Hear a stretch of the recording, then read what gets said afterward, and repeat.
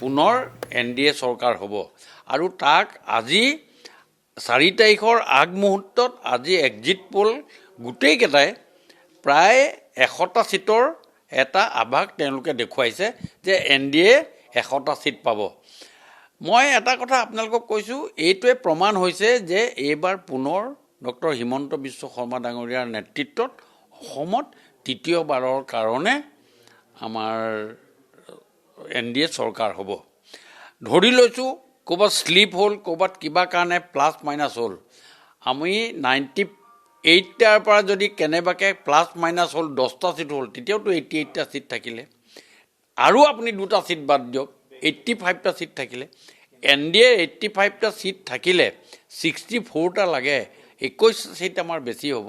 আৰু সেয়ে গতিৰে আমি আগন্তুক দিনত চৰকাৰ গঠন কৰিব পাৰিব। ইয়াৰে এইটোৱে আজিৰ যিটো পিকচাৰাইজ, কাৰণ যিকেইটা আমাৰ নেশ্যনেল এক্সিট পোল চেনেল আছে সেইসকলৰ যিটো ভাৱ, কোনেও কোৱা নাই যে 64 হ'ব, কোনেও কোৱা নাই 74 হ'ব।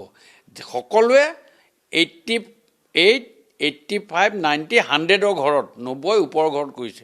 এই গোটেই পিকচাৰটো যদি আপুনি ভালকৈ বিশ্লেষণ কৰে, এই বিশ্লেষণত প্ৰমাণ হৈছে যে NDA চৰকাৰ অসমত হিমন্ত বিশ্ব শৰ্মা ডাঙৰীয়াৰ নেতৃত্বত হ'ব আৰু এই পূৰ্ণ আভাস আমি পাইছোঁ।